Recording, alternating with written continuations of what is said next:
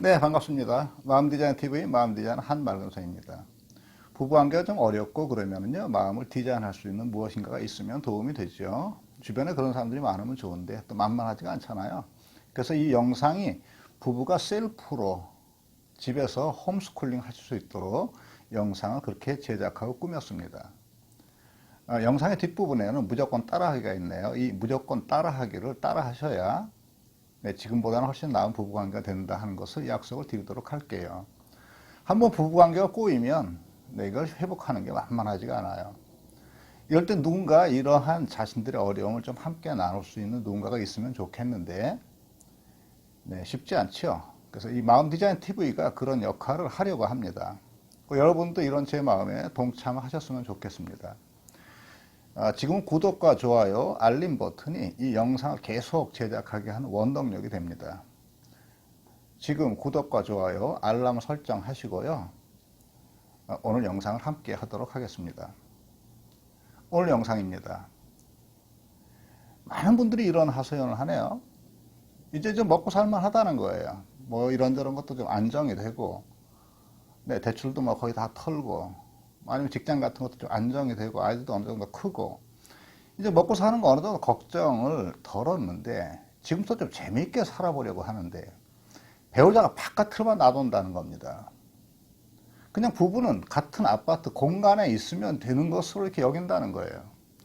그래서 외롭고 같이 살아가는 재미가 없다는 거죠. 오늘 이런 이야기를 좀 한번 해보려고 해요.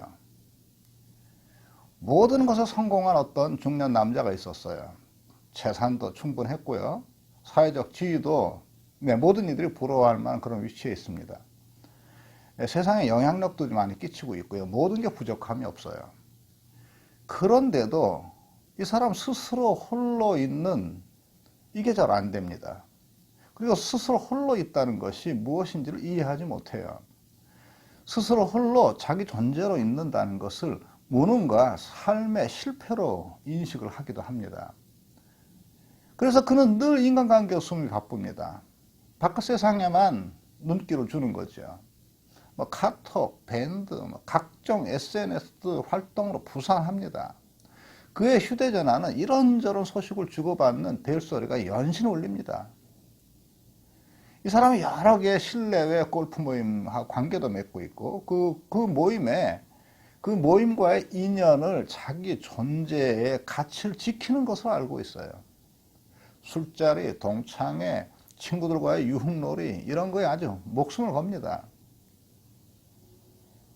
그냥 늘 이 사람 인간관계 때문에 몸도 바쁘고 마음도 아주 혼란스러워요. 정신을 어디다 두고 사는지 본인도 잘 모릅니다. 그래서 난 바빠 하는 거죠. 배우자와 자녀들에게는 소홀합니다. 그러면서 바깥으로는 분주하게 나다닙니다. 그리고 이렇게 이야기합니다. 그게 자신의 역할이라고.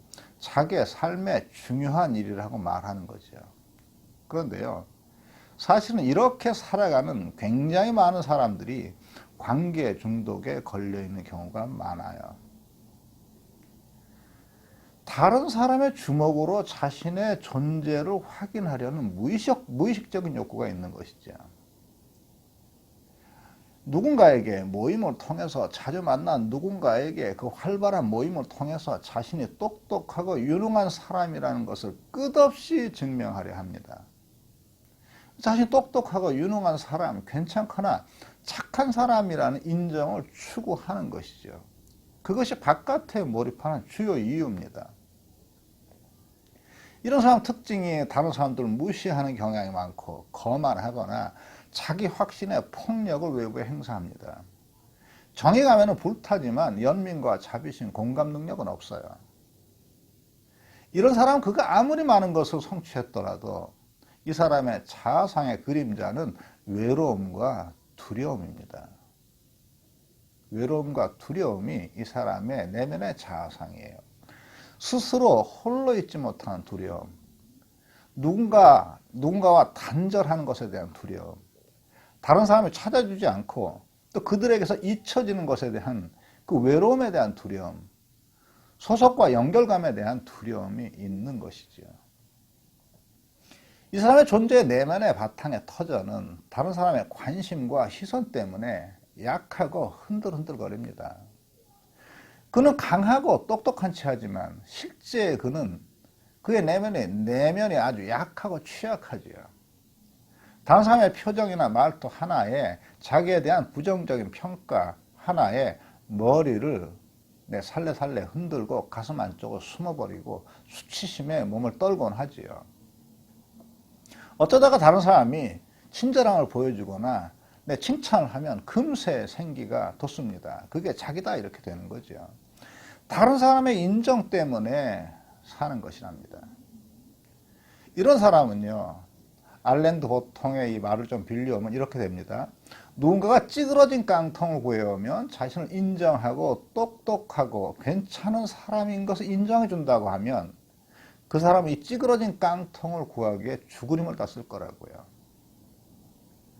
네, 이런 사람은 자신의 삶을 다른 사람의 인정에 지금 팔고 있는 것입니다. 네, 오늘의 무조건 따라하기입니다. 설악산의 한계령의 소나무를 한번 상상해 보세요. 이 소나무는 홀로 있지요. 관광객이 주목하지 않아도 스스로 고고합니다. 소나무는 스스로 고요하고 온전해요. 다른 소나무들의 인정을 바라지 않지요. 관광객들의 인정을 바라지도 않아요. 타인의 인정받는 욕구로부터 자유롭습니다. 네, 우리도 이 한계령의 소나무 같을 수가 있어요. 한번 상상해 보십시오. 그 소나무처럼 스스로 존재하는 자신을 상상해 보세요. 타인들의 반응이나 타인들의 인정에 쉽게 흔들리지 않는 자신을 상상해 보십시오. 다른 사람이 무시하든 주목하든 칭찬하든 비난하든 그 모든 것에서부터 고요한 소나무같이 고요한 자신을 상상해 보세요. 그러면서도요, 타인들과 단절감 없이 잘 지내는 겸손의 미덕을 소유한 자신을 상상해 보십시오. 모임이 적어도 자주 나가지 않아도 외롭거나 두려워하지 않는 자신을 상상해 보십시오. 내 스스로 내면에서 고요하고 스스로 내면에서 자신의 존재 가치를 지니고 있는 자신을 상상해 보세요.